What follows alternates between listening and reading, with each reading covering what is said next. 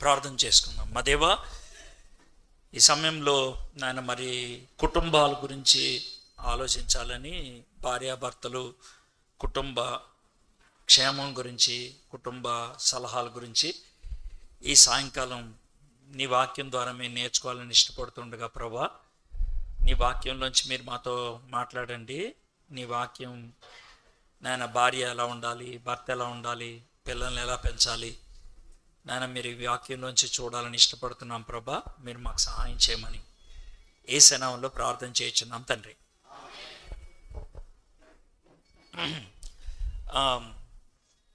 పొద్దున్న మీలో కొంతమంది వచ్చారు కాబట్టి ఒక కీర్తన మనం ధ్యానం చేశాం కదా. ఇప్పుడు కూడా ఇంకో కీర్తన మనం ధ్యానం చేస్తాం. అయితే పొద్దున్న కీర్తనల గురించి చిన్న పరిచయం ఇచ్చాను. ప్రతి కీర్తనకి కూడా ఒక నేపథ్యం, అంటే ఏ సందర్భంలో అది పాడారు అది కనుక తెలుసుకుంటే మనకు బాగా అర్థమవుతుంది అని చెప్పాను కదా. ఇప్పుడు బైబిల్లో కొన్ని కీర్తనలకి ఒక పేరు పెడతారు. ఆ కీర్తన మీద 15 కీర్తనల మీద ఆ పేరు ఉంటుంది. 15 కీర్తనలు 120వ కీర్తన నుంచి 134వ కీర్తన దాకా మొత్తం 15 కీర్తనలు. 120వ కీర్తన నుంచి 134 దాకా ఈ 15 కీర్తనల మీద పైన ఒక మాట ఉంటుంది. ఏమని ఉంటుంది అంటే యాత్రా కీర్తన. ఉన్నదా? కరెక్టేనా? ఇవి యాత్రకు వెళ్ళేటప్పుడు పాడుకుంటారు. ఇశ్రాయేలీలు ప్రతి సంవత్సరం 3 సార్లు యెరూషలేము దేవాలయంకి వచ్చి వాళ్ళు దేవుణ్ణి ఆరాధించి బలులు అర్పించి వెళ్ళాలి. ప్రతి సంవత్సరం 3 సార్లు. అప్పట్లో రైలు బండ్లు కానీ, బస్సులు కానీ, కార్లు కానీ లేవు. నడుచుకుంటూ వెళ్ళేవాళ్ళు.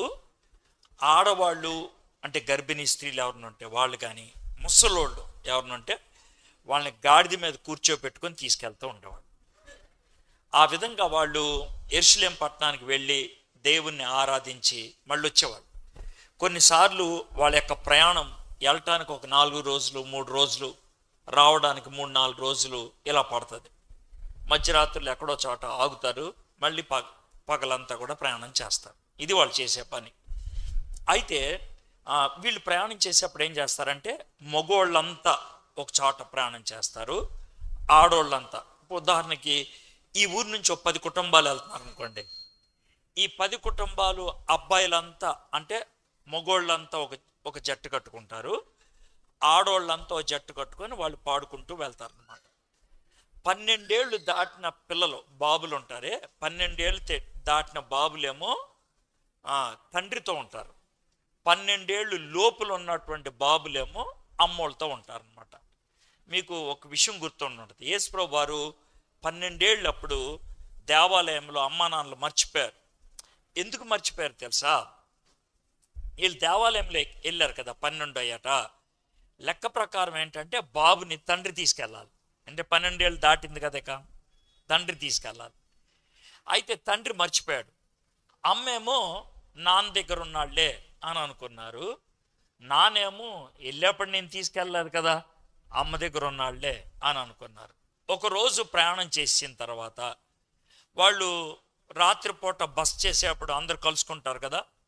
కలుసుకొని ఏసేడు అని అంటే, అరే నీ దగ్గర ఉన్నాడు అనుకున్నా, అరే నీ దగ్గర ఉన్నాడు అనుకున్నాను నేను. సరే అని గబగబా మళ్ళీ వెనక్కి వెళ్తే ఏసే అక్కడ కూర్చొని యాజకులతో పెద్దోళ్ళతో మాట్లాడుతూ ఉన్నాడు. అంటే ఇది మీకు ఎందుకు చెప్పానంటే అప్పుడు ఆ విధంగా జరగడానికి కారణం అదనమాట. సరేనా? సరే, వీళ్ళు వెళ్ళేటప్పుడు వచ్చేటప్పుడు ఈ పాటలు పాడుకుంటూ ఉంటారు, యాత్రా కీర్తన. ఈ యాత్రా కీర్తనలకు ఉన్నటువంటి ఒక లక్షణం ఏంటి అని అంటే, ఈ కీర్తనలు ప్రాముఖ్యమైనటువంటి పాఠాలు. ఈ ప్రాముఖ్యమైనటువంటి పాఠాలు ఎప్పుడు పాడుకుంటూ ఉండాల్సిందే. ఎప్పుడు అప్పట్లో పుస్తకాలు అందరి దగ్గర ఉండే కావు కదా. ఏదైనా ఒక మంచి పాఠం నేర్పించాలంటే, ఏదైనా ఒక మంచి విషయం నేర్పించాలనుకుంటే పాట నేర్పించేసేవాళ్ళు. ఆ పాట వాళ్ళు వాళ్ళ పిల్లలకి, వాళ్ళ పిల్లలకి అలా నేర్పించుకుంటూ వెళ్తూ ఉంటారు. ఇంకప్పుడేమవుతుందంటే ఆ పాటలో ఉండిపోతుంది అనమాట. కాబట్టి ఈ యాత్రా కీర్తనలో అలాంటి ప్రాముఖ్యమైన పాఠాలు ఉంటాయి. ముఖ్యంగా 127 128 ఈ కీర్తనలు కుటుంబం గురించి. కుటుంబం, ప్రతి వాళ్ళు కుటుంబంలో ఉంటారు కదా, కుటుంబంలో ఎవరు ఎలా ఉండాలి అన్నది ఇందుట్లో ఉన్నటువంటి పాటలు. ఈరోజు మనం 128వ కీర్తన చూద్దాం. తీస్తారా? 128వ కీర్తన. 128వ కీర్తనకి 6 వచనాలు. ఈ 6 వచనాలు నేను మీకు వివరిస్తాను. పొద్దున మీకు 7 వచనాలు చూపించాను కదా, ప్రతి వచనాన్ని మీకు వివరించుకుంటూ వెళ్ళాను. ప్రతి వచనం, దాన్ని ఏది వదిలిపెట్టలేదు. ఇప్పుడు కూడా అంతే, ఈ 6 వచనాల్ని బాగా వివరిస్తాను. పొద్దున్న 147వ కీర్తనలో మనం చూసింది కృతజ్ఞత గురించి. దేవునికి స్తోత్రము, గానము, దేవుణ్ణి కీర్తించటం, దేవుణ్ణి మెచ్చుకోవటం, దేవునికి హల్లెలూయా చెప్పటం. దాని గురించి ఎప్పుడు, ఎందుకు, ఎలాగూ అనే దాన్ని పొద్దున్న చూసాం. మరి ఇప్పుడు మన కుటుంబంలో అమ్మ ఉంటుంది, నాన్న ఉంటాడు, పిల్లలు ఉంటారు, భార్య ఉంటుంది, భర్త ఉంటారు, పిల్లలు ఉంటారు. వీళ్ళు ఎలా ఉండాలని దేవుడు కోరుకుంటున్నాడు, అది మనం తెలుసుకోవాల్సింది అవుతుంది. సరేనా? అయితే ఓ చిన్న మాట. ఇప్పుడు ఈ మైక్ ఉంది కదా, మీరు చూస్తున్నారు కదా ఈ మైక్. మీకు తెలిసినట్లుగా మైకులు 2 రకాలు ఉంటాయి. ఈ మైక్కి వైర్ ఏమన్నా ఉందా? లేదు. కొన్ని మైకులు ఉంటాయి దానికి వైర్ ఉంటుంది. వైర్ ఉన్న మైక్కి వైర్ తీసేసామనుకో పనిచేస్తుందా? దీనికి వైర్ పెట్టొచ్చా? పెడితే ఏమవుద్ది? పాడైపోద్ది కదా. అయితే ఈ వైర్ లేని మైకు ఎలా వాడాలి అన్నదానికి, ఇది కొన్నప్పుడు ఒక డబ్బాలో పెట్టిస్తారు. అది కొన్నప్పుడు ఆ డబ్బాలో చిన్న పుస్తకం ఒకటి పెడతారు. ఆ పుస్తకంలో దీని నుంచి అక్కడ 2 పుల్లలు ఉంటాయి. ఉన్నాయా? ఎవడన్నా? వాడున్నాయి 2 పుల్లలు. చూపించా పుల్లలు?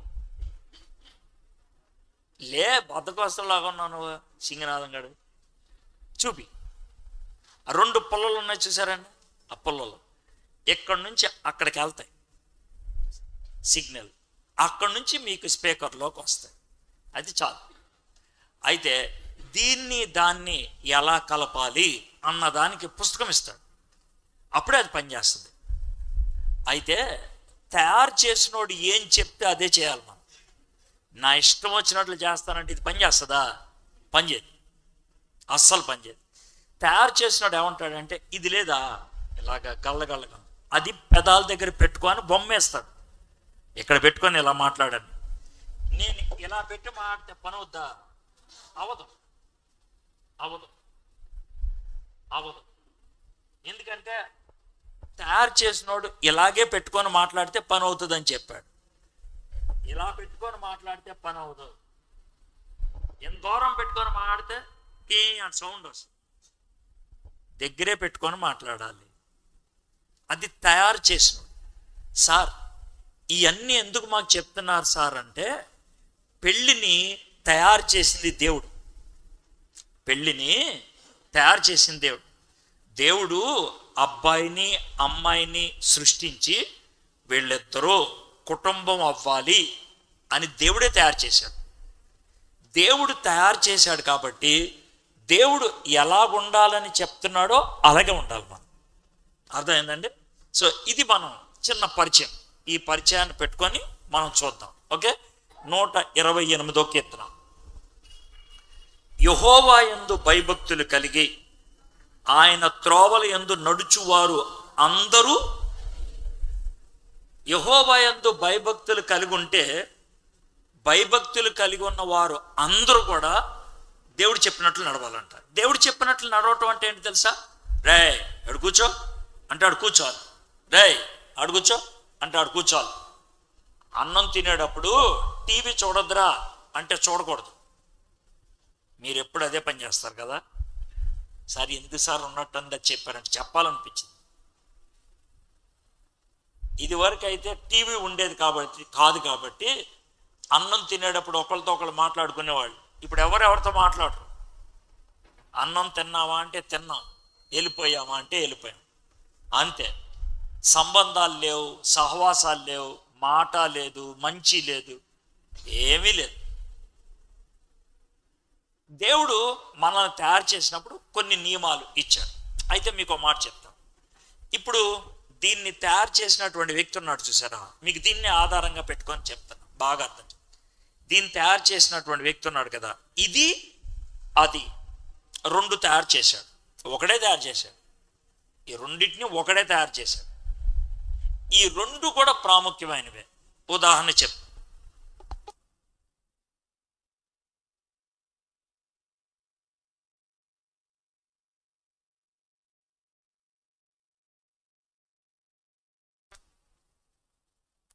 ఇది ఆన్ చేయాలి.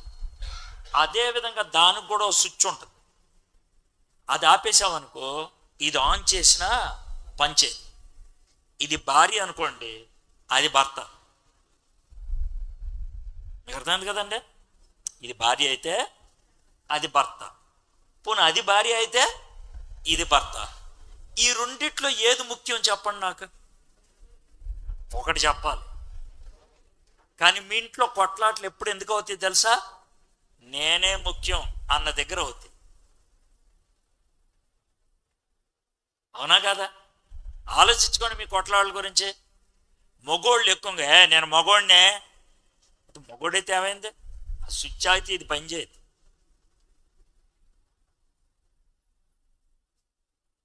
అయితే సార్ మీరు చెప్పేది బాగానే ఉంది, కానీ దేవుడు మగోళ్ళని ఆడోళ్ళని ఒకేలాగా తయారు చేశాడా?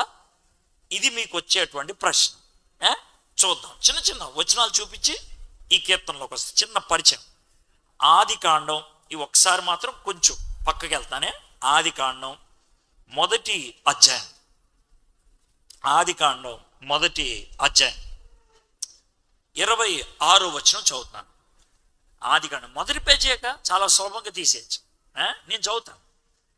దేవుడు మన స్వరూపమందు మన పోలికే చొప్పున నరులను చేయడం, వారు సముద్రపు చేపలను ఆకాశ పక్షులను పశువులను సమస్త భూమిని భూమి మీద ప్రాకు ప్రతి జంతువుని ఏలుదురుగాక అని పలికాను. ఇది దేవుడు అనుకున్నాడు. మనకి ముగ్గురుంటారుగా, తండ్రి కుమార, వాళ్ళు ముగ్గురు కూర్చొని మాట్లాడుకొని మన పోలిక చొప్పున మనం నరులు చేద్దాం అని అన్నారు. అయితే ఆ ముగ్గురులో ఒక ఆయన వెళ్ళి ఇప్పుడు ఏం చేశాడో చూద్దాం. ఇప్పుడు 27వ వచనం చదువుతాను. దేవుడు వారిని 27వ వచనం, దేవుడు తన స్వరూపమందు నరుని సృజించాడు. 26వ వచనంలో ముగ్గురు కలిసి మాట్లాడుకుంటున్నారు, అందుకనే మన మన మన అన్నమాట. 27వ వచనంలోకి వచ్చేప్పటికి దేవుడు తన స్వరూపమందు నరుని సృజించాడు. నరుడు అంటే మీరేమనుకుంటారు? మగోడు అనుకుంటారు కదా. నరుడు అంటే మగోడు అనుకుంటారు, కానీ మీరు అనుకున్నది కరెక్ట్ కాదు. ఎందుకో చెప్తాను చూడండి. దేవుని స్వరూపమందు వారిని సృజించారు, స్త్రీని గాను పురుషుని గాను వారిని సృజించారు. ఇప్పుడు మీకు కొంచెం జాగ్రత్తగా, నాకు తెలుసు మీకు కొంచెం కష్టం అవుతుంది, కానీ నేను మీకు వివరిస్తాను నెమ్మదిగా. ఎలా అంటే మనిషి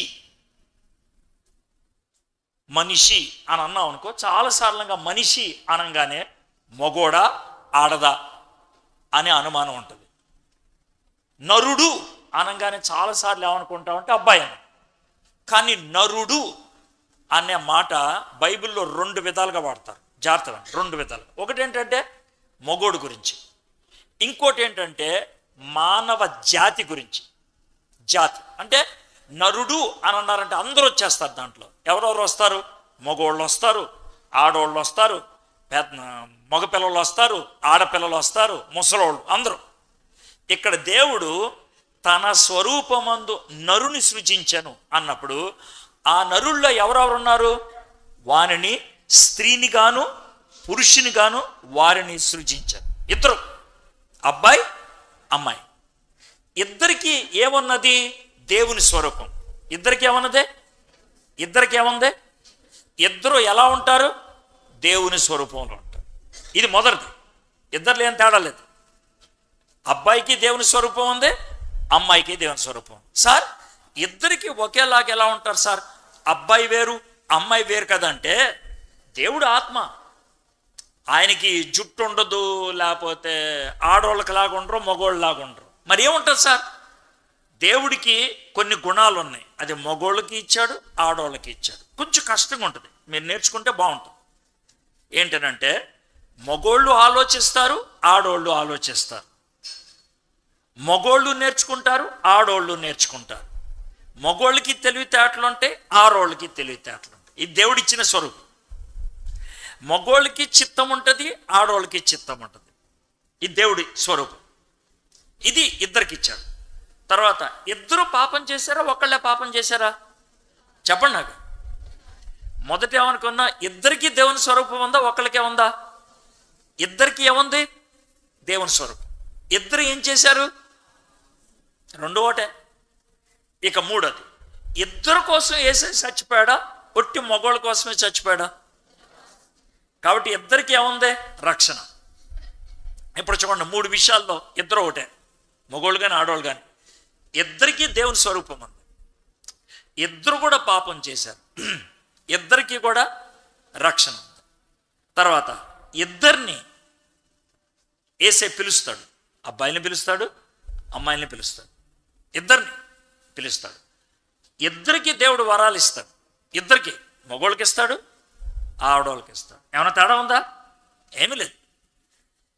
ఇద్దరూ పరిచర్య చేస్తారు, మగోళ్ళు చేస్తారు, ఆడవాళ్ళు చేస్తారు. ఏమైనా తేడా ఉందా? ఇద్దరికీ పరలోకంలో స్థలం ఉంది. కేవలం మగవాళ్ళకి ఏముంటుందా?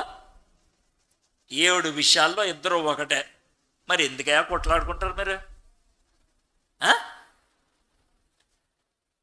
నేను చెప్పింది ఏమన్నా తేడా ఉంటే మీరు ఇప్పుడే నిలబడి, సార్ మీరు చెప్పింది కరెక్ట్ కాదు అని అంటే సరే.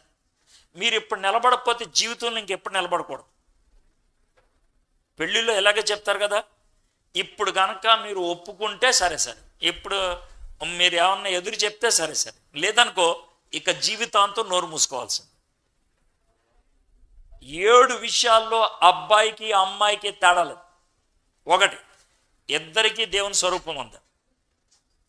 ఇద్దరూ పాపం చేశారు, ఇద్దరి కోసం యేసే చచ్చిపోయాడు. ఇద్దరికీ రక్షణ ఉన్నది, ఇద్దరికీ వరాలు ఉన్నాయి, ఇద్దరికీ పరిచర్య పిలుపులు ఉన్నాయి, ఇద్దరికీ పరలోకంలో స్థానం ఉంది. ఏం తేడా? ఏం తేడా? సార్ మరి తేడా ఏ విషయంలో అని అంటే కొన్ని ఉంటాయి. ఇప్పుడు ఇది అక్కడ పెట్టేసి అది నేను నోట్లో పెట్టుకున్న పని అవుద్దా? చూసారా అంత చక్కగా చెప్పారు. తయారు చేసినట్టు దీన్ని అక్కడే ఉంచాలి, దీన్ని ఇక్కడే ఉంచాలి. సార్ అది అక్కడ ఉంది కాబట్టి, ఇది చేతిలో ఉంది కాబట్టి ఇది గొప్పదని దాన్ని ఆపేస్తే పని అవుద్దా? అవదు. మీకు చూడండి, ఏదో ఒకటి చేతిలో ఉండాలి, ఏదో ఒకటి ఆవిడ ఉండాలి, రెండూ ముఖ్యమే. కాబట్టి దేవుడు స్త్రీ పురుషుల్ని ఇద్దరిని కూడా ఒకే హోదాలో తయారు చేసినప్పటికీ పనులు వేరుగా పెట్టాడు. ఏంటది? పనులు వేరుగా, పనులు వేరు, బాధ్యతలు వేరు.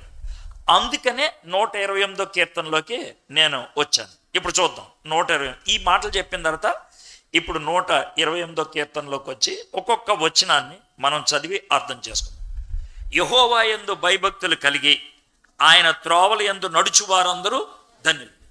ఆడోళ్ళు కూర్చున్నారు, మగోళ్ళు కూర్చున్నారు. నేను ఇద్దరికీ చెప్తున్నా. చాలాసార్లు అబ్బాయిలు ఏమంటారు తెలుసా?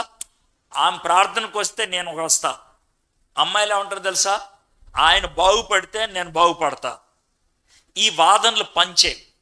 ఎవరి కాళ్ళు బాగు చేసుకోవాలి. నేను ముందు బాగవుతా, తర్వాత వాళ్ళు, నేను ముందు అని మొదలు పెట్టాలి, కానీ వాళ్ళు ముందు అనకూడదు. చాలాసార్లు భార్యాభర్తల మధ్యన గొడవ అయితే కనుక దాన్ని ఎలా ప్రేమిస్తాను సార్, అది గయ్యాళ్ళది. ఆడిని ఎలా ప్రేమిస్తాను సార్, ఆడు తాగుబోతు. ఇది మనకు వచ్చేటువంటి మాట. యెహోవా యందు భయభక్తులు కలిగి ఉంటే నీకు, మీ ఆయనకి లేదు, మీ ఆవిడికి లేదు, నీకుంటే నువ్వు నడువు సరైన మార్గంలో. దేవుడు అప్పుడు వాళ్ళని మారుస్తాడు. ఎందుకంటే నువ్వు దేవుని మార్గంలో నడిస్తే నీతో ఎవరు ఉంటారు? దేవుడు ఉంటాడు. నువ్వు దేవుడు కలిస్తే అవతలను మార్చడం సులభమా కాదా?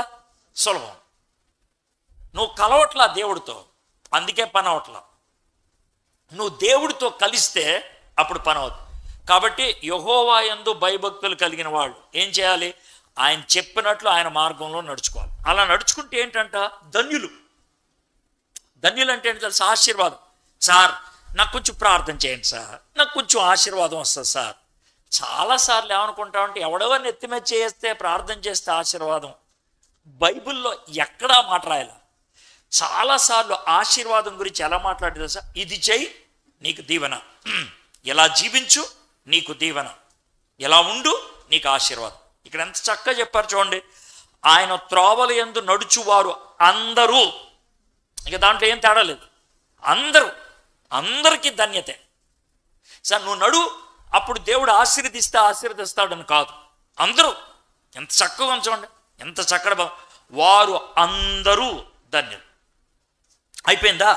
ఇప్పుడు మొగోళ్ళ గురించి చూద్దాం.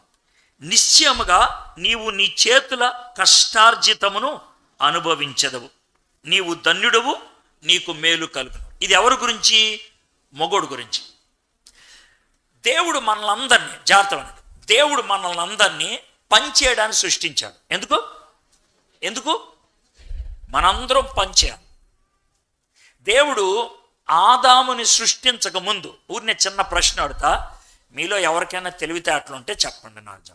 దేవుడు ఆదాముని సృష్టించక ముందు, ఆదాముని తయారు చేశాడుగా, మట్టితో తయారు చేశాడు. ఆదాముని తయారు చేయకముందు ఏం చేశాడు దేవుడు? సమస్తాన్ని. అది చేసిన తర్వాత కదా ఆదాముని. నేను అడిగింది ముందు, ఆదాముని తయారు చేయకముందు. ఓకే, నేను దానికి ముందు చివరిగా చేసింది ఒక్కటి చెప్పండి అన్న. ఆదాముని తయారు చేయకముందు చివరిగా చేసింది ఒక్కటి చెప్పండి.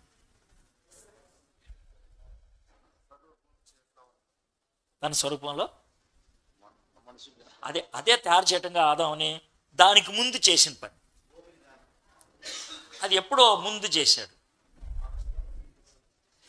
మొత్తం చరిత్ర వద్దు, ఒక ఐటెం చెప్పండి అన్న. ఏమంటారు? దాని తర్వాత కూడా చేశాడు, అది ముందు చేశాడు. ఏం పరిస్థితికి అది 2వ రోజు, నేను 6వ రోజు దగ్గరికి వచ్చా. అది అయిపోయిన తర్వాత నేను చెప్తా. దేవుడు ఆదామును సృష్టించక మునుపు జాగ్రత్తగా జంతువులు ఇవన్నీ చేయటం సరే, దాని తర్వాత ఒక తోటను తయారు చేశాడు. ఏంటది? ఆ తోట పేరేంటి? ఆదామును తయారు చేయంగానే దేవుడు ఆదాముకి చెప్పింది ఏంటి? ఏ తోట నీకు చేశా, దీంట్లో పని చేయి, అంతే కదా. దేవుడు ముందు తోట తయారు చేసి ఆ తర్వాత తోటమాలని తయారు చేశాడు. నీకు అర్థమైందా? దేవుడు ముందు తోటను తయారు చేసి ఆ తర్వాత తోటమాలిని తయారు చేశాడు. అర్థమైందా? కాబట్టి మనల్ని సృష్టించక ముందు మనం చేయాల్సిన పనిని దేవుడు తయారు చేస్తాడు. అదేంటో నాకు తెలియదు, ఒక్కొక్కరికి ఒక్కొక్క పని. కాబట్టి దేవుడు మనకిచ్చిన పని చేయటం మొదటి పని. ఇప్పుడు ఈ ఫ్యాన్, ఒకవేళ మీరు వచ్చారు, పాపం ఇక్కడ కూర్చున్న ముగ్గురు ఎందుకు కూర్చుంటారు?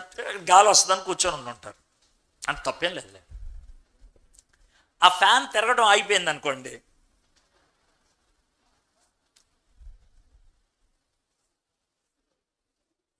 ఎందుకు వెనక చూస్తారు తెలుసా?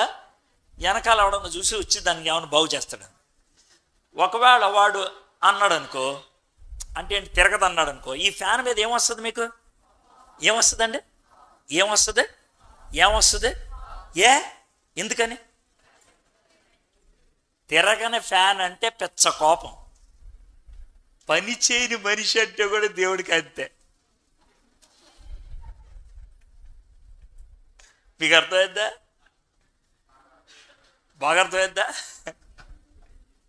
ఫ్యాన్ ఎందుకు కొనుక్కున్నాం అంటే తిరగడానికి, లైట్ ఎందుకు కొనుక్కున్నాం అంటే ఎలగడానికి కదా. మరి అదే విధంగా మనిషిని ఎందుకు తయారు చేసావంటే పని. ఏ పని నన్ను అడగొద్దు, ఏదైనా. ఒకవేళ ఏమంటే మీరేం చేస్తుంటారండి, మీ పని ఏంటండి అని చెప్తే అన్నాడు అనుకో, అది పని పాటలేని ఎదవని అర్థం. ఖచ్చితంగా చెప్పాలి. ఏ పని? నేను బేల్దారి పనికి వెళ్తాను, నేను పెయింటింగ్ పనికి వెళ్తాను, నేను పొలం పనికి వెళ్తాను, నేను ముఠా మేస్త్రిగా వెళ్తాను, ఏదో ఒకటి చెప్పు. నువ్వు పనికి చెప్పాలి. ఇంకో విషయం చెప్తాను, మనం చేసే పని మనకి గుర్తింపు అంటే తెలుసా? నువ్వు ఎవడవరా? నేను వడ్రంగిని. రేయ్ నువ్వెవడవరా? నేను ముఠా మేస్త్రిని. రేయ్ నువ్వెవడవరా? నేను డాక్టర్ని. రేయ్ నువ్వెవడవరా? నేను ఇంజనీర్ని. అది మన గుర్తింపు. యేసు ప్రభు వారికి ఉన్న పేర్లో ఒక పేరేంటి తెలుసా? వడ్రంగి కుమారుడు. అంటే వాళ్ళ నాన్నగారి గుర్తింపు ఏంటి? వడ్రంగి. అర్థమైంది కదండి? గుర్తింపు, మనకు గుర్తింపు.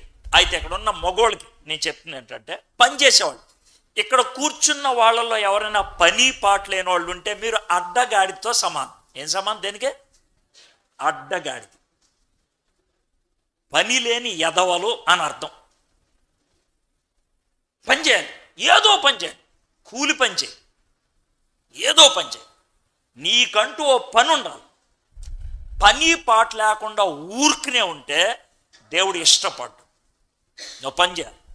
ఒకవేళ ఇక్కడ కూర్చున్న వాళ్ళకి ఎవరికైనా లోన కొత్తలాడుతూ ఉంటే, ప్రభా నన్ను క్షమించని అడగటమే కానీ నా మీద పళ్ళు అని కొరికితే నీకేం అవ్వదు, నాకు కూడా ఏమవ్వదు. నేను అస్సలు ఫీల్ అవ్వను. నేను ఎప్పుడు ఏదైనా చెప్తే అస్సలు ఫీల్ అవ్వను. అవతలోడు ఏమనుకుంటాడు అది నాకు ఉండదు ఫీల్. దేవుడు ఏమనుకుంటాడనే భయం ఉంటుంది. రే నిన్ను స్టేజ్ మీద నుంచోబెట్టానుగా, చెప్పాల్సిన ఐటెం ఇది కదా, ఎందుకు చెప్పలేదని తిడతాడేమో అని భయం. కాబట్టి ఎవరైనా నాకు దొరికితే ఓ 10-15 నిమిషాలు ఆయన తినేస్తా, ఎవడు దొరికినా. ఎందుకంటే నా భయం దేవుడితో భయం. దేవుడు ఏమన్నా అనుకుంటాడేమో, ఎందుకు చెప్పలేదు వాడికి అంటాడేమో. కాబట్టి పని పాట లేని వాళ్ళు ఎవరిని ఉంటే జాగ్రత్త, పని చేయడం మొదలుపెట్టండి. యేసు ప్రభుకున్న ఒక గుర్తింపు ఏంటంటే వడ్రంగి కుమారుడు. అంటే తండ్రికి ఉన్నటువంటి పని, తండ్రికి ఉన్నటువంటి వృత్తి కుటుంబం అంతటికీ కూడా వచ్చేస్తుంది.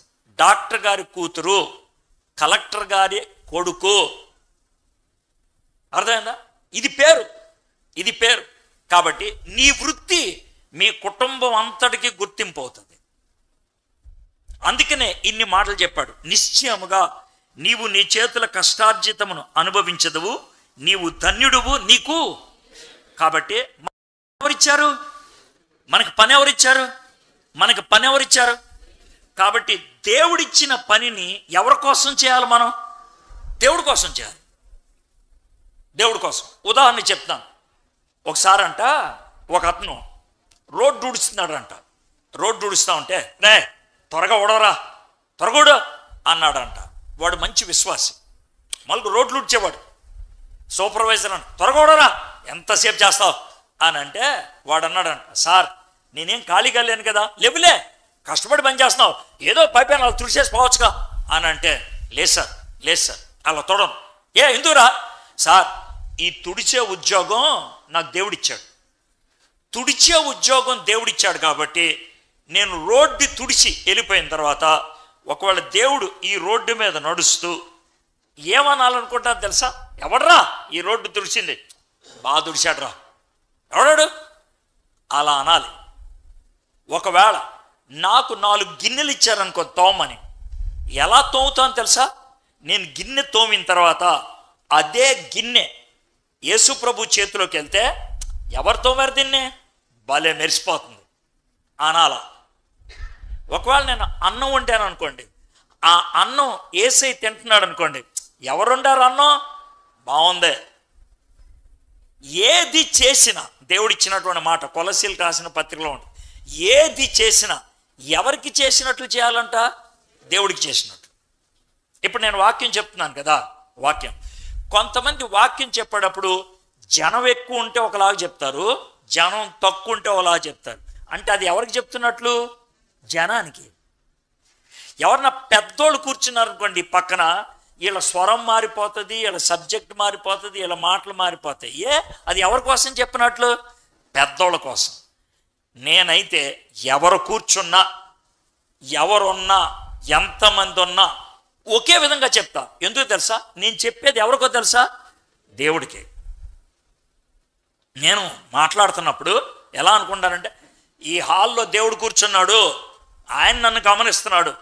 నేను ప్రసంగం అయిపోయి బయటికి వెళ్ళిపోయిన తర్వాత బాగా చెప్పావు అని ఎవరు అనాలి? బలా నమ్మకమైన దాసుడా, ఆయన నాకు శభాష్ చెప్పాలి ఆయన.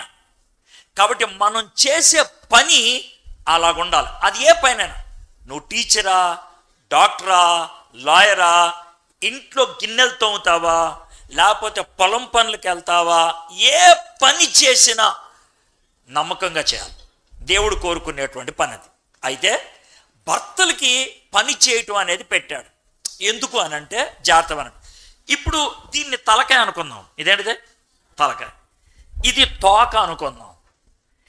ఈ తలకాయ దగ్గర చిన్న మ్యాగ్నెట్ ఉంటుంది, అయస్కాంతం. అందుకనే దాంట్లో మాట్లాడితే అది లాక్కొని అప్పుడు స్వరం బయటికి వెళ్తుంది. అయితే నేను ఇలా మాట్లాడానుకో పని అవుద్దా? అవ్వదు. దాన్ని తయారు చేసినాడు అలా తయారు చేశాడు దేవుడు. జాగ్రత్త వినండి, ఆడోళ్ళు వినాలి, మగోళ్ళు వినాలి. దేవుడు మగోడిని తయారు చేసినప్పుడు మగోడిని ఒకలాగా తయారు చేశాడు, ఆడోళ్ళని ఒకలాగా తయారు చేశాడు. ఇద్దరూ ఒకేలాగా ఉంటే వాళ్ళు భార్యాభర్తలు ఎందుకు అవుతారు? అవలేదు.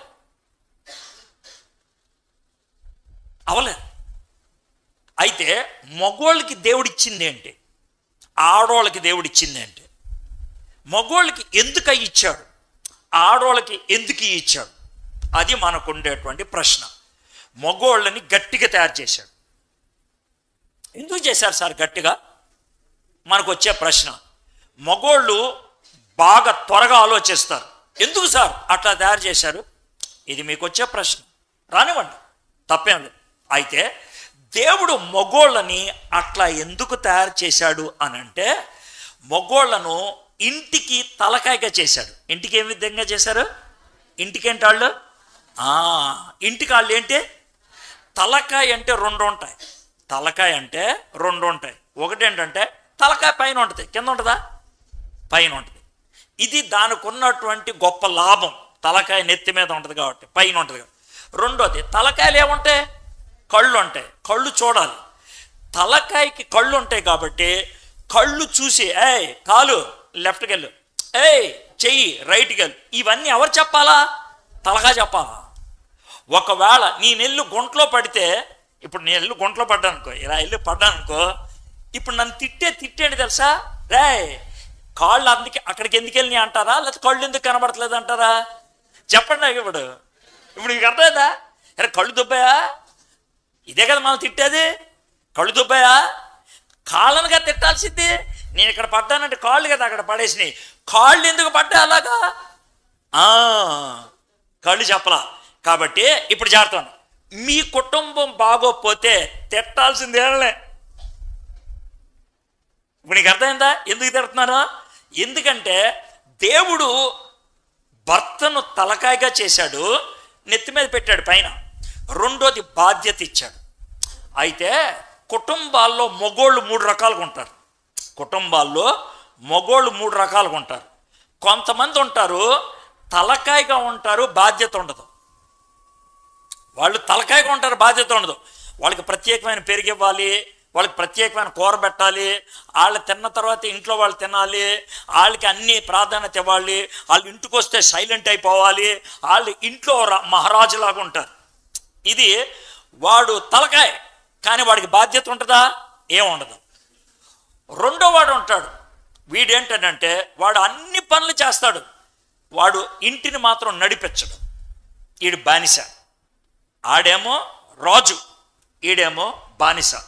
కానీ దేవుడు ఎలా ఉండమని కోరతాడంటే, నువ్వు బాధ్యత తీసుకోవాలి, తలకాయగా కూడా ఉండాలి.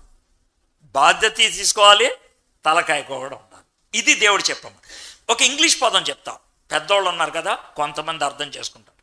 భర్త అంటే ఇంట్లో మగోడిని భర్త అంటారు కదా, భర్తని ఇంగ్లీష్లో హస్బెండ్ అంటారు. ఒకసారి రానండి, మళ్ళీసారి రానండి.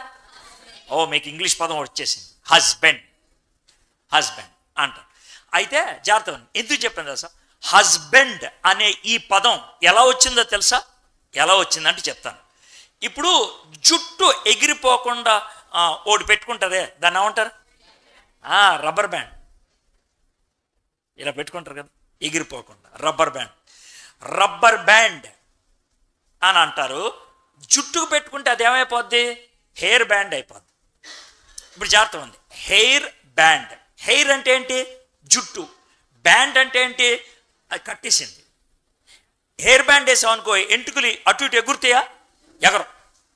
ఆ ఎంటుకలు నన్నాటిని కూడా అలా బిగపట్టేసి ఉంటుంది కదా, అందుకని దాన్ని హెయిర్ బ్యాండ్ అన్నారు. మీకు అర్థమైంది కదా బాగా?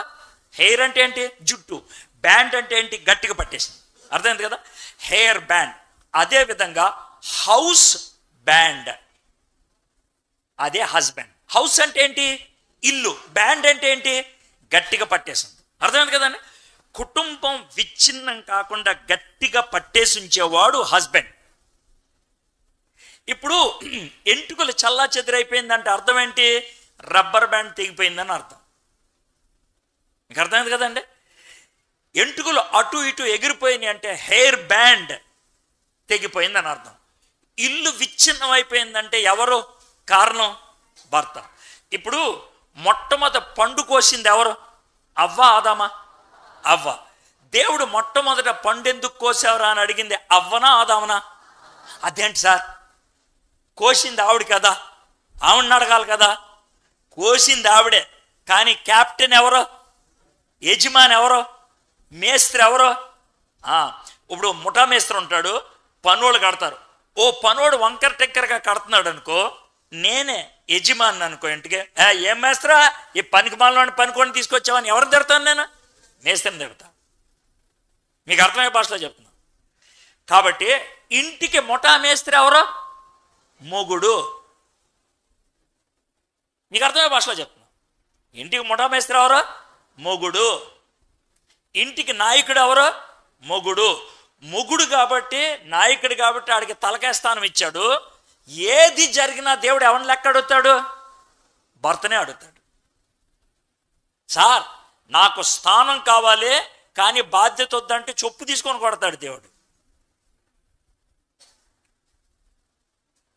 చాలా మంది చేసేటువంటి పని అది. హౌస్ బ్యాండ్ అనే విషయాన్ని గుర్తుపెట్టుకోండి. బాగుంది కదా? ఇది భర్త. దేవుడు ఏమన్నాడంటే నీకు ఇది ఇచ్చా, ఎందుకంటే నీకు ఈ బాధ్యతలు ఇచ్చాను. నీవు దృఢంగా ఉండాలి, ఎందుకని?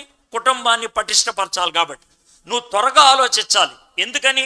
నిర్ణయాలు తీసుకోవాలి కాబట్టి. నీకు ప్రత్యేకమైనటువంటి శక్తులు ఇచ్చా, ఎందుకని? కుటుంబానికి నాయకుడు కాబట్టి. అయితే మగోళ్ళు ఏం చేస్తారు? ఆ శక్తులను ఉపయోగించి సొంత కార్యకలాపాలు చేసుకున్నారనుకో కుటుంబం నాశనం అవుద్ది. దేవుడు ఎవరిని లెక్క అడుగుతాడు? అడుగుతాడు. అయితే భార్యాభర్తలకు పిల్లలు పుడితే మగోడిని పిల్లలు ఏమని పిలుస్తారు? నాన్న. ఏమని పిలుస్తారు? నాన్న, తండ్రి, అంతే కదా? అయితే చూడండి, దేవుడు భర్తకి అంటే ఇంట్లో ఉన్నటువంటి మగోడికి ఎంత గొప్ప స్థానం ఇచ్చాడంటే, జాగ్రత్త వినండి. యేసు ప్రభువారిని ఒకసారి శిష్యులు, అయ్యా మాకు కొంచెం ప్రార్థన నేర్పించమా అని అడిగారు. గుర్తుందా? కూర్చొని శిష్యులు అడిగితే అప్పుడు నేర్పించారు. ఏం ప్రార్థన నేర్పించారు చెప్పండి నాకు ఒకసారి. చెప్పండి ప్రార్థన ఏంటో. పరలోకమందున్న ఏం సార్ అన్నిసార్లు చెప్పిస్తారు? అందుట్లోనే ఉంది విషయం. యేసయ్య మనకు నేర్పించిన ప్రార్థన ఏంటి తెలుసా? మీ ఇంట్లో ఒక తండ్రి ఉన్నాడే, అలాగే ఉంటాడు పరలోకంలో ఉండేటువంటి తండ్రి. ఆయనే మన దేవుడు. ఇప్పుడు ఇంట్లో ఉన్న తండ్రి తాగుపోతు అనుకోండి, తిరుగుపోతు అనుకోండి, లేకపోతే రోజు తాగొచ్చి ఇంట్లో అమ్మను కొట్టేవాడు అనుకోండి, వాళ్ళ కొడుకునే నేను అనుకోండి. ఇప్పుడు మా నాన్న మా అమ్మను కొడతాడు అనుకుందాం. మా నాన్న తాగొస్తాడు, మా నాన్న ఇష్టం వచ్చినట్టు వ్యవహరిస్తాడు, వాళ్ళ కొడుకుని నేను అనుకోండి. నేను చర్చికి వస్తే ఈ పెద్ద రే ఈ ప్రార్థన నేర్చుకోరా, చెప్పండి సార్. పరలోకమందున్న మా తండ్రి. ఓ మా నాన్న లాంటి వాడే దేవుడు. అబ్బో అయితే ఈ దేవుడి దగ్గర రాకూడదు రోయి. మా నాన్న మా అమ్మను కొడుతున్నాడు, మా నాన్న అబద్ధాలు ఆడుతున్నాడు, మా నాన్న తాగుతున్నాడు, మా నాన్న నన్ను కొడతాడు, మా నాన్న నన్ను పట్టించుకోడు. ఓ దేవుడు అలా ఉంటాడా? అమ్మో ఈ దేవుడు వద్దురా. చాలామంది తండ్రులు మంచోళ్ళు కాకపోతే పిల్లలు నాస్తికులు అయిపోతారు. తండ్రులు మంచోళ్ళు కాకపోతే పిల్లలు నాస్తికులు అయిపోతారు, అంటే దేవుడు లేకుండా జీవిస్తారు. తండ్రి మంచోడు కాకపోతే పిల్లలు దరిద్రంగా తయారవుతారు. ఎందుకో తెలుసా? వాళ్ళకి హీరో లేడు ఇంట్లో. ఇంట్లో హీరో ఎవరో? నాన్న లేడు. కాబట్టి ఎవరినో హీరోగా పెట్టుకుంటాడు, ఎవరి దగ్గరకో వెళ్తారు, వెళ్ళి వాళ్ళు ఆ విధంగా జీవిస్తారు. కాబట్టి మీ నెత్తి మీద ఎంత బాధ్యత ఉందో చూడండి. ఒక్కసారి మీరు ఆలోచించండి. నీ కొడుకు కానీ నీ కూతురు కానీ పరలోకమందున్న మా తండ్రి అన్నప్పుడు మొదట నువ్వు వస్తావు వాళ్ళ మనసులోకి, నువ్వు కనబడతావు. ఆ తర్వాతే దేవుడు కనబడతాడు. నువ్వు ఎలా కనబడతావు? నీ కొడుక్కి నువ్వు కూతురికి తాగుబోతానా, తిరుగుబోతుగానా, ఇద్దరు ముగ్గురు అమ్మాయిల దగ్గరికి వెళ్ళేవాడిలాగానా, నమ్మకం లేనివాడిగా, మాటిచ్చి నెరవేర్చని వ్యక్తివా, చేతకానోడువా, పని పాట లేకుండా తిని అడ్డగాడిదలాగా తిరిగే ఎదవా? నీ పిల్లలకి అలా కనబడుతున్నావు నువ్వు? నేను ఎవరి గురించి ఆడట్లా, నీ గురించి ఆడుతున్నా. నీకు దమ్ముంటే చెప్పమాట. నా కొడుక్కి నా కూతురికి నేను గౌరవప్రదంగా కనబడతా చెప్పు, దమ్ముంటే. లేకపోతే ఎందుకు కూర్చున్నా కుర్చీ మీద? ఎందుకు కూర్చున్నాడా? యెహోవా యందు భయభక్తులు కలుగుంటే నీ బతుకు చక్కగా ఉండాలి. నీ పిల్లలకి దేవుణ్ణి చూపించాలి. నేను నా పిల్లలకి దేవుణ్ణి చూపిస్తాను. నేను తండ్రిగా నేను ఒకవేళ చచ్చిపోవడానికి 5 నిమిషాల ముందు దేవుడు నాకు అవకాశం ఇచ్చే, రే 5 నిమిషాలు నువ్వు పోతావరా అని అంటే, నేను ముగ్గురితో మాట్లాడాలనుకుంటా. నా భార్యతో, నా 2 కూతురులతో. ముగ్గురితో మాట్లాడినప్పుడు ఒకటే ఒక ప్రశ్న అడుగుతా. అమ్మా, నేను నీకేమనిపిస్తున్నాను?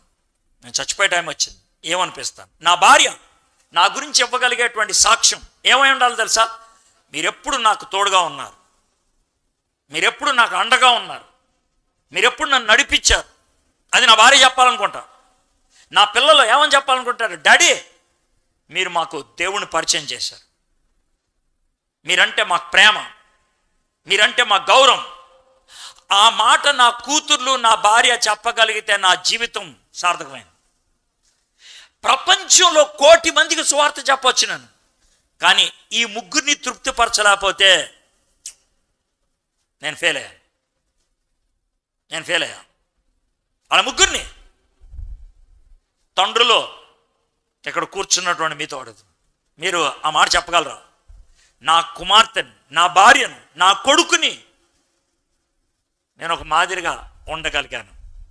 నిశ్చయముగా నీవు నీ చేతుల కష్టార్జితను అనుభవించదు, నీవు ధన్యుడువు. నువ్వు దేవుని మార్గంలో నడుస్తున్నావు కాబట్టి నువ్వు పని చేస్తే ఆ పనికి ఫలితం ఉంటుంది. నువ్వు పని చేస్తే పనికి ఫలితం ఉంటుంది. నువ్వు సంపాదిస్తే దాన్ని అనుభవిస్తావు. చాలామంది ఎలాగా ఉంటారంటే ఇష్టం వచ్చినట్లు సంపాదిస్తారు, బోల్డ్ సంపాదిస్తారు, కానీ వాళ్ళకి తృప్తి ఉండదు. కష్టపడి జీవించేవాళ్ళు, దేవునికి భయభక్తులు కలిగి జీవించేవాళ్ళు, వాళ్ళు సంపాదించే కొద్దిగైనా ఆనందిస్తారు, అనుభవిస్తారు. ఎంత సంపాదించావు అన్నది కాదు, సంపాదించింది ఆనందిస్తున్నావా లేదా అన్నది. చాలామంది ఏమనుకుంటారు తెలుసా? ఎంత సంపాదించాడు, ఎంత సంపాదించేమ లాభం, ఆడితో పాటు వస్తుంది, అది రాదు. తర్వాత తన పిల్లలు ఎలా వాడతాడో తెలీదు. ఇది మొదటిది, భర్త గురించి అయిపోయింది. ఇప్పుడు 3వ వచనం, నీ లోగిట నీ భార్య ఫలించు ద్రాక్షావల్లి వలె నుండును.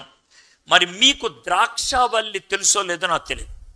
మా బెంగళూరులో చాలా ద్రాక్ష తోటలు ఉంటాయి, అయితే మీకు అర్థం అవడానికి చెప్తున్నాను. ద్రాక్షావల్లి అనేది మీకు అర్థం కాదు. మల్లె తీగ అర్థమవుతుందా? మల్లె చెట్టు, మల్లె పాదు అర్థమవుతుందా?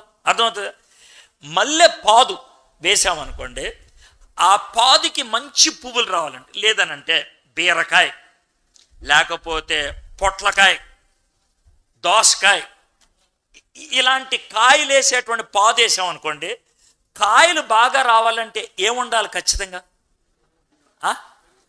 ఏముండాలి? ఎరువు ఉండాలి. ఇంకేముండాలి? ఏముండాలమ్మా? పందిరి. ఏముండాలా? పందిరి. జాగ్రత్త. ఇక్కడ భార్యను దేంతో పోల్చారంటే పాదుతో పోల్చారు. దేంతో? మరి మొగుడేమవుతాడు? పందిరి. భర్త పందిరి అయితే భార్య పాదు. అంటే ద్రాక్షావల్లి అంటే మీకు అర్థం అవ్వలేదని పాదు అని చెప్తున్నా. పాదు. చిన్న మాట చెప్తాను చూడండి. ఇప్పుడు ఒక పందిరేశారు, ఓ పందిరి కింద ఏ చెట్టు లేదు. అప్పుడు మీకు వచ్చే ప్రశ్న ఏంటి? ఓ పందిరేశారు కింద ఏ చెట్టు లేదు, అప్పుడు మీకు వచ్చే ప్రశ్న ఏంటి? ఓ పందిరేశారు కింద ఏ చెట్టు లేదు, మీకు వచ్చే ప్రశ్న ఏంటి? ఏమండి ఈ పందిరే ఎందుకేశారు? పందిరికి ఏమన్నా పేరు పెట్టగలరా? పందిరికి ఏమన్నా పేరు పెట్టగలరా? పెట్టలేరు. కాబట్టి పందిరికి పేరిచ్చేది ఎవరో దాని మీదకి ఎక్కే పాదు. పందిరికి పేరిచ్చేది ఎవరో దాని మీదకి ఎక్కే పాదు. దాని మీదకి బేర పాదు ఎక్కితే అది బేర పందిరి, అర్థమైందా? దాని మీదకి పొట్లకాయ పాదు ఎక్కితే అది పొట్ల పందిరి. దాని మీదకి సన్నజాజి ఎక్కితే సొన్నజాజి పందిరే. దాని మీదకి విరజాజి ఎక్కితే విరజాజి పందిరే. ఏది ఎక్కపోతే పనికి మాలిన పందిరి. అట్లా కాదు, నేను కరెక్ట్గా చెప్తున్నాను. కాబట్టి మగోళ్ళు మీకు గుర్తింపునిచ్చేది ఆడవాళ్ళు. మీరు ఆలోచించుకో. మీ మీదకి పాకేది ఎవరో, మీ మీద ఆనుకునేది ఎవరో, మీరు ఎవరికి సపోర్ట్ ఇస్తున్నారో అర్థమైందా? కొంతమంది 5-6కి ఇస్తారు సపోర్ట్, బాగా బలంగా ఉంటుందేమో నాకు తెలియదు. మీకు అర్థం అవ్వాలి 5-6కి సపోర్ట్ ఇవ్వటం అంటే. కొంతమంది 2-3కి ఇస్తారు సపోర్ట్, వాళ్ళకి ఏమని పిలవాలో తెలియదు. ఒకే పందిరి మీదకి 2-3 పాదులు ఎక్కితే దానికి ఒక పేరు ఉంటుందా? ఉండదు. మీ బతికే అదే. ఒకటే పాదు ఎక్కాలి దాని మీదకి, దానికి అప్పుడు ఆ పందిరికి ఒక పేరు ఉంటుంది. ఇక్కడ ఎక్కింది ద్రాక్ష వల్లి, అందుకే దాన్ని ద్రాక్ష పందిరి అంటారు. అవునా కదా? అయితే జాగ్రత్త అండి, పందిరి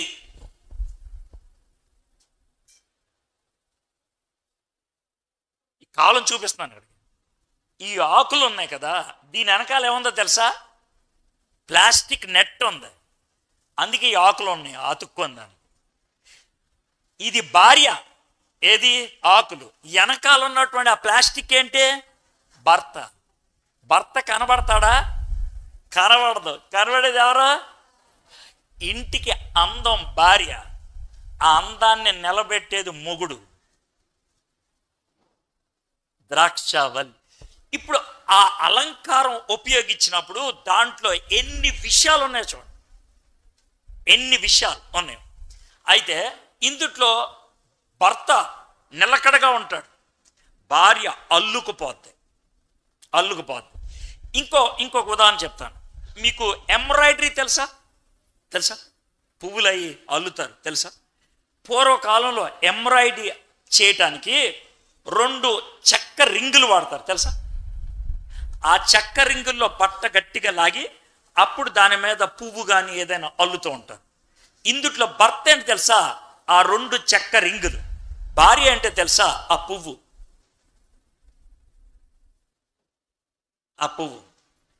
ఇప్పుడు దేవుడు ఏం చెప్తున్నాడంటే, భర్త కుటుంబం విచ్ఛిన్నం కాకుండా కాపాడితే ఇలాగా భార్య లోన ఇంటిని అల్లేస్తూ ఉంటుంది. భర్త కింద ఒక పేరు పెట్టాను, హౌస్ బ్యాండ్ పెట్టాను కదా. ఇప్పుడు భార్య పేరు ఏంటి తెలుసా? వీవర్. వీవర్ అంటే అల్లుకుపోయేది. భార్య అల్లుకుపోద్ది, వైఫ్. భర్త పటిష్టంగా ఇంటిని కాపాడతాడు, హౌస్ బ్యాండ్. కుటుంబాన్ని విచ్ఛిన్నం కాకుండా చేసేది భర్త అయితే, కుటుంబాన్ని లోన కట్టేది ఎవరు? భార్య. వీళ్ళిద్దరిలో ఎవరు ముఖ్యం చెప్పండి నాకు? ఎవరు చెప్పండి? ఇద్దరు. మనకి ఈ విధమైనటువంటి వ్యత్యాసం తెలియక నేనే మొత్తం చూసేదే, నేనే అని సింగనాదం పలుకుతూ ఉంటారు ఒకళ్ళు. ఇద్దరు ప్రాముఖ్యం. భార్య అల్లుకుపోతూ ఉంటుంది, భర్త దాన్ని పటిష్టంగా పట్టేవాడుగా ఉంటూ ఉంటాడు. అయితే ఇప్పుడు జాగ్రత్త, కొన్ని తేడాలు ఉంటాయి భార్యాభర్తలకి తేడాలు. ఏంటో చెప్తాను, ఒక తేడా చెప్తాను. ఏంటనంటే, ఇంట్లో భర్త లేడు ఆ రోజు, ఎవడో వచ్చాడు, వచ్చి ఏదో గొడవ పెట్టేసి వెళ్ళిపోయాడు అనుకుందాం. వచ్చి వెళ్ళిపోయాడు. కొద్దిసేపటికి భర్త వచ్చాడు. వచ్చిన తర్వాత ఇప్పుడు భార్య భర్తకి చెప్పాలి, ఏమండి ఆడు వచ్చాడండి. ఎవడే? ఆడేనండి. ఎవడే? అదే బండి మీద వచ్చాడండి, వాడు ఇసురుగా వచ్చాడండి, కూర్చోమంటే కూర్చోలేదండి, మంచినీళ్ళు ఇస్తే తాగలేదండి. భర్తకేమో బీపీ పెరిగిపోతూ ఉంటుంది. ఏ అనంటే ఆడెవడో చెప్పదు, ఆవిడ చాలా చెప్పుద్ది, వాడి గురించి వివరించి ఆడొచ్చాడు. చివరికి భర్త కోపం వచ్చి చివరికి ఏమైందే చెప్పని అంటాడు. భర్తకి వివరాలు అవసరంలా, విషయం కావాలి. భర్తకి వివరాలు అవసరంలా, విషయం కావాలి. భార్యకి వివరాలు అవసరం, విషయం ప్రాముఖ్యం కాదు. మీకు చిన్న మాట చెప్తాను. ఒకవేళ భార్య వాళ్ళ పుట్టింటికి ఫోన్ చేసి 5 నిమిషాలు మాట్లాడింది అనుకో, 5 నిమిషాలు తక్కువ, ఎప్పుడు 5 నిమిషాలు మాట్లాడరు అనుకుందాం. 5 నిమిషాలు పుట్టింటికి ఫోన్ చేసి వచ్చింది అనుకో, భర్త పొరపాటున ఏంటి ఫోన్లో మాట్లాడుతున్నావు అంటే 5 నిమిషాల్లో ఏం మాట్లాడిందో 20 నిమిషాలు చెప్పుద్ది. ఏం మాట్లాడింది ఎంతసేపు? 5 నిమిషాలే. ఎంతసేపు చెప్పుద్ది? అదే భర్త 5 నిమిషాలు మాట్లాడితే భార్య ఏమైందే అని అంటే, అంతా బాగానే ఉన్నారంట, నాన్న మొన్న కింద పడ్డాడంటే ఇప్పుడు బాగానే ఉన్నాడు, 10 సెకండ్లలో అయిపోద్ది. ఇది భర్త చెప్పేది.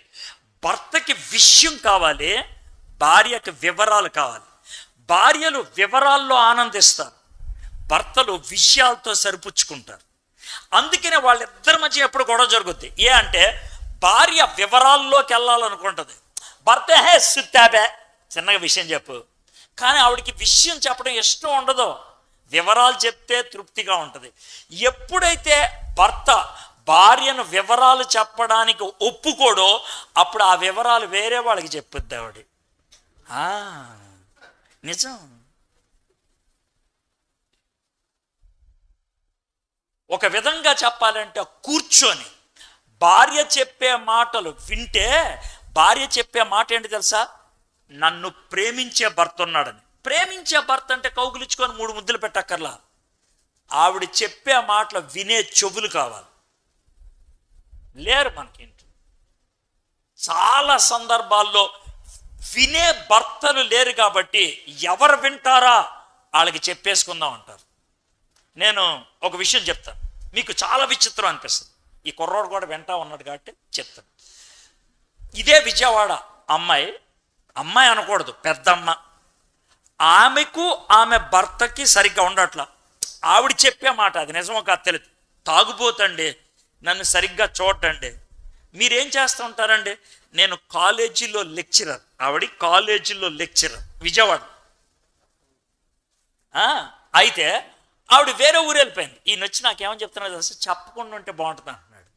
అదే ఆయన చెప్పి, చెప్పకపోతే ఎట్లా? వెళ్ళిపోయి అక్కడుండి ఇప్పుడు ఎవరితో ఉంటుందో తెలుసా? ఆవిడ ఎవరితో ఉంటుందో తెలుసా? తన కాలేజీలో జాయిన్ అయిన స్టూడెంట్ ఉన్నాడే, ఆ స్టూడెంట్తో ఉంటుంది. ఈమెకు ఇంజనీరింగ్ చదివే కూతురు ఉంది. ఇంజనీరింగ్ చదివే కూతురు కాలేజీలో జాయిన్ అయిన అబ్బాయితో సెటిల్ అయిపోయింది. కబుర్లు వినేవాళ్ళు లేడు. జాగ్రత్త, ఇద్దరు జాగ్రత్త. అందుకనే మల్లె తీగ మల్లె పందిరికి గుర్తింపు వస్తుంది. అయితే ఈ ఆకులు ఉన్నాయి కదా, ఈ ఆకులు ఉండాలంటే ఖచ్చితంగా ఏముండాలి? వెనకాల పందిరి ఉండాలా? పందిరి లేకుండా ఆకులు ఈ డిజైన్ ఇవ్వగలవా? ఇవ్వలేవు. భర్త లేకపోతే ఆనుకోవడానికి భార్యకి ఏముండదు. భార్యాభర్తలు ఒకళ్ళ మీద ఒకళ్ళు ఎంత బాగా అవసరతను చూసుకోవాలో చూడండి. ఇది తెలియక మనం అనవసరంగా కొట్లాడుకుంటాం, భర్త భార్య. ఇప్పుడు భర్త బిగింపుగా ఉంటాడు, ఎందుకంటే కాపాడాలి. భార్య అల్లుకుపోయేది. అందుకే భర్తకి ఒక పని చెప్పాడు, భార్యకు ఒక పని చెప్పాడు. భర్తకి ఏమని పని చెప్పాడు తెలుసా? భర్తలారా మీరు ప్రేమించండి. ఎవరిని? భార్యని. మీ భార్యని ఏం చేయాలి? ప్రేమించాలి. ఎలా ప్రేమించాలి దాన్ని కూడా చెప్పాడు. ఎఫెసీయులకు రాసిన పత్రిక 5వ అధ్యాయం. ఎలా చెప్పాడు? యేసుక్రీస్తు సంఘాన్ని ఎలా ప్రేమించాడో అలా ప్రేమించాలి. యేసుక్రీస్తు సంఘాన్ని ప్రేమించినప్పుడు సంఘం మంచిదా? కాదే. సంఘం ఇష్టపడిందా? కాదే. సంఘం చంపడానికి రెడీ అయింది, కానీ ప్రేమించలేదు ఆయన. ఆ ప్రేమ ఎలా వస్తుందో తెలుసా? జాగ్రత్తగా వినండి. ఈయన చెప్తున్నాను, నేను చెప్తున్నాను. అయితే ఇప్పుడు నేను నెక్స్ట్ లెవెల్కి వెళ్తాను. ఆ ప్రేమ ఎలా వస్తుంది సార్? పుస్తకాలు చదివితే వస్తుందా? రాదు. ప్రార్థన చేస్తా వస్తుందా? రాదు. బైబిల్ చదివితే వస్తుందా? రాదు. పాటలు పాడితే వస్తుందా? రాదు. చర్చికి వెళ్తే వస్తుందా? రాదు. సేవ చేస్తే వస్తుందా? రాదు. మరి ఆ ప్రేమలో వస్తుంది, యేసయ్య ప్రేమను అనుభవిస్తే వస్తుంది. ఒకటే మార్గం, ఆ ప్రేమను నేను అనుభవించాలి, ఆ ప్రేమను నేను అందించాలి. ఇంక వేరే మార్గం లేదు. ఆ ప్రేమను నేను అనుభవించాలి, ఆ ప్రేమను నేను అందించాలి. ఒకటి, నిన్న ప్రేమించావు, ఈరోజు లేదు, ఈరోజు గొడవ అయిపోద్ది. పొద్దున్న ప్రేమించావు, మధ్యాహ్నం లేదు, గొడవ అయిపోద్ది. ఎప్పుడు దేవుని ప్రేమను మగోడు పొందుతూనే ఉండాలి, ఆ దైవ ప్రేమను భార్యకు అందిస్తూనే ఉండాలి. అప్పుడు ఆ కుటుంబం పటిష్టంగా ఉంటుంది. ఇది భర్తకి. మరి భార్యకి ఏం చెప్పాడు? భర్త ప్రేమ ఇచ్చేవాడైతే భార్య భర్త మీద ఆనుకునేది, లోబడాలి. భార్య భర్త మీద ఆనుకునేది, లోబడాలి. ఇక్కడి నుంచి సిగ్నల్స్ వస్తాయి, దానికి ఒకటే పని తీసుకోవటం, దీనికి ఒకటే పని పంపించడం. ఇది పంపించాలి, అది తీసుకోవాలి. అది పంపిస్తానంటే తీసుకోదు. దేవుడు ఒకళ్ళని పంపించేవాడుగా చేశాడు మగోడు, ఒకళ్ళని స్వీకరించేవాడిగా చేశాడు భార్య. దేవుడు తయారు చేశాడు అలా. అప్పుడే వాళ్ళిద్దరూ ఒకటి అవ్వగలరు, అప్పుడే వాళ్ళిద్దరూ పనిచేయగలుగుతారు, ఒకటిగా ఉండగలుగుతారు. భార్య, నువ్వు లోబడాలి. ఎలా లోబడాలి? క్రీస్తు తండ్రికి లోబడ్డాడే అలాగా, సంఘము క్రీస్తుకు లోబడిందే అలాగా. లోబడటం ద్వారా నీకు గౌరవం వస్తుంది, లోబడటం ద్వారా నీకు బలం వస్తుంది, లోబడటం ద్వారా నీకు శక్తి వస్తుంది. ఇది భార్యాభర్తలు చెప్పింది. ఈ రెండు అయిపోయింది. ఇప్పుడు మూడోది వద్దాం. నీ భోజనపు బల్ల చుట్టూ నీ పిల్లలు ఒలీవ మొక్కల వలె. రెండో వచనంలో భర్త గురించి చూసాం, మూడో వచనంలో భార్య పిల్లల గురించి చూస్తున్నాం. నీ భోజనపు బల్ల చుట్టూ నీ పిల్లలు ఒలీవ మొక్కలు. ఏ మొక్కలు? ఒలీవ మొక్కలు ఎందుకు ఉపయోగించాడు అని అంటే మీకు చెప్పాలి. ఒలీవ మొక్క కానీ ఖర్జూరపు మొక్క కానీ దానికి ఒక గుణం ఉన్నది. ఏంటి అని అంటే, కొత్తగా ఒక ఒలీవ మొక్క వేసిన, ఖర్జూరపు మొక్క వేసిన దానికి కాయలు రావడానికి 5, 6, 7 సంవత్సరాలు పడుతుంది. అయితే కొన్ని ఒలీవ మొక్కలు ఉంటాయి, రెండో సంవత్సరంలోనే కాయలు వచ్చేస్తాయి. ఎప్పుడు వస్తాయి అంటే, ఇప్పుడు ముదిరిపోయినటువంటి ఒలీవ మొక్క ఉంటుందే, దానికి పక్కన పిలకలు వస్తాయి, ఆ పిలకని లాక్కెళ్ళి వేసామనుకో రెండో సంవత్సరం కాయ వచ్చేస్తుంది. ఇక్కడ అందుకని ఆ మాట ఉపయోగించారు. ఇశ్రాయేల్ దేశంలో ఎవడైనా సరే ఒలీవ మొక్కను కొత్తగా వేయడు, విత్తనం నాడు, పిలకలు తీసుకెళ్ళి పాకేస్తాడు. ఈ మాట ఎందుకు ఉపయోగించారంటే, భర్త దేవుని ప్రేమను పొందుతూ ప్రేమను అందించేవాడైతే, భార్య క్రీస్తుకు వలె సంఘం ఏ విధంగా లోబడిందో భర్తకు లోబడుతూ ఉంటే అప్పుడు ఏమవుతుందో తెలుసా? పిల్లలంట ఒలీవ మొక్కల వలె ఉంటారు. అంటే ఏంటి తెలుసా? చిన్నప్పుడే, చాలా చిన్నప్పుడే భయభక్తుల్లోకి వచ్చేస్తారు. చాలా చిన్నప్పుడే. మీరు చిన్న పిల్లల్ని పొద్దున్న నుంచి చాలాసార్లు చెప్తున్నాడు ఈసారి, పిల్లల్ని జాగ్రత్తగా కూర్చోపెట్టుకోండి, పిల్లల్ని జాగ్రత్తగా కూర్చోపెట్టుకోండి అని. మీకు ఒక మాట చెప్పంటారా? మీకు అవకాశం దొరికితే ఒక మసీదులోకి వెళ్ళి మీరు ఒకవేళ మసీదులో కూర్చున్న వాళ్ళందరిని చూస్తే పెద్దోళ్లే కానీ చిన్నోళ్లే కానీ ఎవ్వరు కూడా అటు ఇటు తిరగరు. పెద్దోళ్లే కానీ చిన్నోళ్లే కానీ ఒకేసారి లేస్తారు, ఒకేసారి మోకరిస్తారు, ఒకేసారి సాష్టాంగ పడతారు. అక్కడ అటు ఇటు తిరగరు. అక్కడ ఉన్నటువంటి చిన్న పిల్లలకి మర్యాద నేర్పిస్తారు. హిందువులు పూజ చేసేటప్పుడు పిల్లల మర్యాదగా కూర్చుంటారు లేదా? హిందువులు కూర్చోగలుగుతున్నారు, ముస్లింలు కూర్చోగలుగుతారు. మన పిల్లల్ని ఎందుకు కూర్చోపెట్టలేకపోతున్నాం మనం? ఎందుకో మీకు ఇంట్లో కుటుంబ ప్రార్థన ఉంటే ప్రతిరోజు ఒక పావు గంట, అరగంట కలిసి ఒక వాక్యం చదువుకొని కుటుంబం అంతా ప్రార్థన చేసుకోవడం అలవాటైతే చర్చిలోకి వచ్చి కూర్చోవడం అలవాటు అవుతే, వాళ్ళకి ఇంట్లో అలవాటు లేదు, ఎలా వస్తారు వాళ్ళు? కూర్చోమంటే ఎలా కూర్చుంటారు? ఎక్కడ పడితే వాళ్ళకి దురద వస్తుంది. అప్పుడే 1కి వస్తుంది, అప్పటికే 2కి వస్తుంది, అప్పుడే కూర్చోలేరు వాళ్ళు. అలవాటు చేయలేదు. చిన్నప్పుడే భక్తి నేర్పించాలి. ఒకప్పుడు అనుకునేవాళ్ళు పెద్ద అయిన తర్వాత భక్తి వస్తుందని. కాదు, నేర్పించాలి. సమయంలో నేర్పించకపోతే చెయ్యి దాటిన తర్వాత ఏం చేయలేం. బైబిల్ పండితులు ఏమంటారు తెలుసా? మారు మనసు పొందటానికి అతి పెద్ద వయసు ఎంత అంటే 14 ఏళ్ళు అన్నారు. 14 ఏళ్ళు దాటిన వాళ్ళు మారు మనసు పొందడం కష్టం అంట. ఎన్రగా ఎన్రో అయ్యగారు అందుకే మీకు మొత్తుకొని చెప్పేది. అందుకే సార్ ఆ వయసు లోపలే సువార్త వినాలి, ఆ వయసు లోపలే మార్పు చెందాలి. దాడితే ఇంకెవడేం చేయలేడు. అందుకనే చర్చికి వస్తారు, నటిస్తారు, పాస్టర్ గారు ఏమన్నా అనుకుంటారు. చాలామంది కుర్రోళ్ళు నేను మీడియాలో పనిచేస్తా, క్వైర్లో ఉంటా, మ్యూజిక్ వాయిస్తా అంటారు. వాళ్ళకి మారు మనసు ఉంటుందా? నాకు డౌటే.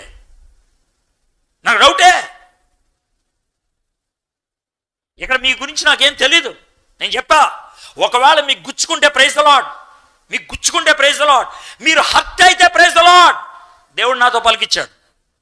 ఒకవేళ మీరు మారు మనసు వాళ్ళే పొందిన వాళ్ళు అయితే ఫీల్ అవ్వాల్సిన అవసరం లేదు. నేను పొందిన వాళ్ళ గురించి మాట్లాడానుగా.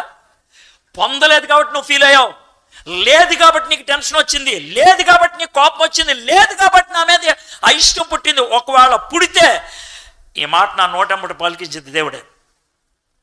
నువ్వు క్వైర్లో ఉన్నంత మాత్రం నా పరలోకంలో నీకు సీట్ రాదు. మీడియా వెనకాల పనిచేసినంత మాత్రం పరలోకంలో సీట్ రాదు. ఇక్కడ ఆ పనులు ఈ పనులు చేసి చేపలు చుట్టేసి తుడి చేసినంత మాత్రం కొంతమంది ఆడపిల్లలు మీకు పరలోకంలో సీట్ ఏం రాదు. మారు మనసు పొందాలి. పొందలేదేమో ఆలోచించుకోండి. ఒలీవ మొక్కల వలెనుందురు, యెహోవా యందు భయభక్తులు గలవాడు ఈలాగు ఆశీర్వదింపబడు. 1వ వచనం 4వ వచనం మనం అప్పుడప్పుడు బ్రెడ్ స్లైసులు పెట్టుకుంటామే, మధ్యలో జామ్ కానీ ఏమైనా పెడతామే. 2-3 వచనాలు జాములు అంటే, 1-4 వచనాలు బ్రెడ్ స్లైసులు అంటే ధన్యత, ఆశీర్వాదం.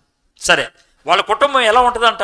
5వ వచనం, సియోనులో నుండి యెహోవా నిన్ను ఆశీర్వదించును, నీ జీవిత కాలమంతయు యెరూషలేమునకు క్షేమము కలుగుట చూచెదవు. సియోను అంటే మందిరం, యెరూషలేము అంటే మందిరం.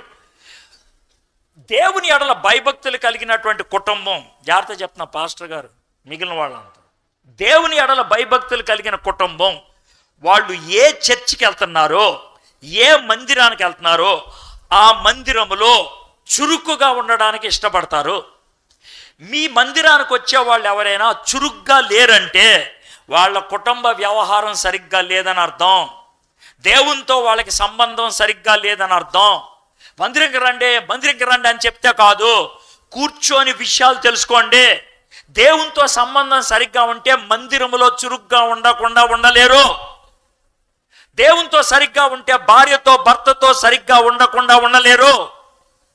భార్య భర్తలు సరిగ్గా ఉండి దేవునితో సంబంధం బాగుండి మందిరంకి రాకుండా ఉండలేరు.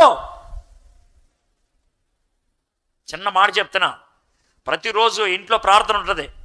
ఆ రోజు భర్త ఆఫీస్లో ఏదో కొంచెం తలనొప్పి వచ్చింది, ఇంటికి రాగానే భార్య మీద గసిరాడు, గట్టిగా అరిశాడు. ఆ రోజు రాత్రి కుటుంబ ప్రార్థన ఉంటుందా? ఉండదు. మీరే చెప్పారు జవాబు. దేవుడితో గొడవ అయితే భార్య మీద కనబడుతుంది, భర్త మీద కనబడుతుంది. దేవుడికి నీకు సరిగ్గా సంబంధం లేకపోతే మందిరానికి రాబుద్ది అవదు. వచ్చిన వెనకాల కూర్చొని కానుకేసేసి ఇలాగ 4 అద్దలు వేసుకొని వెళ్ళిపోతావు అంతే. చురుగ్గుండవు. మందిరం క్లబ్ కాదు, సహవాసం. వచ్చిపోయేది కాదు అది. ఇక్కడ మన పాత్రను పోషించాలి. సియోనులో నుండి యెహోవా నిన్ను ఆశీర్వదించును, నీ జీవిత కాలం అంతయు యెరూషలేమునకు క్షేమము కలుగుట. ఈ మందిరానికి సంబంధించిన ప్రతి ఒక్కళ్ళతో చెప్తున్నాను, ఈ మందిరానికి క్షేమం నువ్వు చూడాలని ఇష్టపడతావు దేవునితో చక్కగుంటే. ఈ మందిరం అభివృద్ధి చెందాలని నువ్వు ప్రయాసపడతావు నువ్వు దేవునికి సంబంధం కలిగిన వ్యక్తి అయితే. నెక్స్ట్ ఏంటి? లాస్ట్, నీ పిల్లలను నువ్వు చూచెదవు, ఇశ్రాయేలు మీద సమాధానం ముండును గాక. యెరూషలేము అనేది మందిరం అయితే ఇశ్రాయేల్ అనేది దేశం. దేవునితో చక్కటి సంబంధం ఉన్నవాళ్ళు నా దేశం కోసం ప్రార్థన చేస్తా, నా దేశ నాయకుల కోసం ప్రార్థన చేస్తా, నా దేశంలో శాంతి భద్రతలో ఉండాలని ప్రార్థన చేస్తా. ఎంత చక్కగా ఉందో చూడండి. భర్త తన బాధ్యతను నిర్వర్తించి, భార్య తన బాధ్యతను నిర్వర్తించి, పిల్లలు వాళ్ళు ఎదగాల్సిన విధంగా ఎదిగితే మందిరంలో వాళ్ళు చురుగ్గా ఉంటారు. దేశం యొక్క శాంతిని వారు కోరుకుంటారు. మందిరములో వాళ్ళు క్షేమాన్ని కోరుకుంటారు, దేశంలో శాంతిని కోరుకుంటారు. ఎంత బాగుందో చూడండి, 6 వచనాలే పరిపూర్ణంగా కుటుంబం అంతటి గురించి కూడా వివరించాడు. మరి మీ కుటుంబం ఎలా ఉంది? భర్తలు ఉన్నారు ఇక్కడ, భార్యలు ఉన్నారు ఇక్కడ, ఎలా ఉంటున్నారు?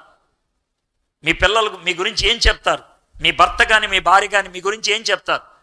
ఒకవేళ మీ జీవితం సరిగ్గా లేదా, ఈరోజు ప్రభు దగ్గరకు వచ్చి, ప్రభా ఈరోజు నాకు అర్థమైంది, భర్త అంటే ఎలా ఉండాలి, భార్య అంటే ఎలా ఉండాలి, పిల్లల్ని ఈ విధంగా పెంచాలి.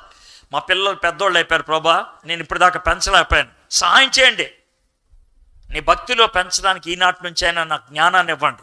భార్యాభర్తలు ఇద్దరు, అమ్మా నాన్నలు ఇద్దరు అడుగుదాం.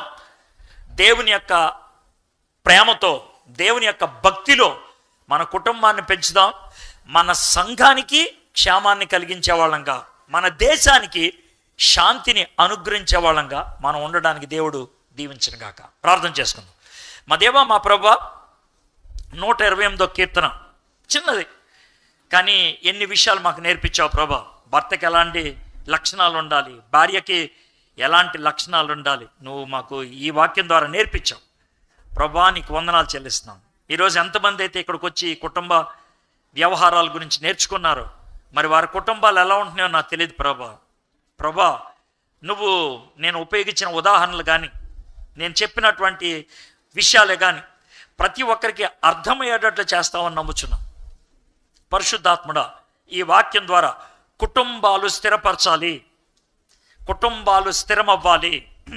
తల్లిదండ్రులు, భార్యాభర్తలు నువ్వు ఆశించిన విధంగా వాళ్ళు జీవించాలి. పిల్లలు నీ భక్తిలో ఎదగాలి. కుటుంబాలు సంఘం యొక్క క్షేమాన్ని కోరుకోవాలి. కుటుంబాలుగా, సంఘాలుగా మా దేశం యొక్క శాంతిని మేము చూడాలని ఆశపడాలి. ఆ విధంగా మమ్మల్ని దీవించమని యేసు నామములో ప్రార్థన చేయుచున్నాం తండ్రి.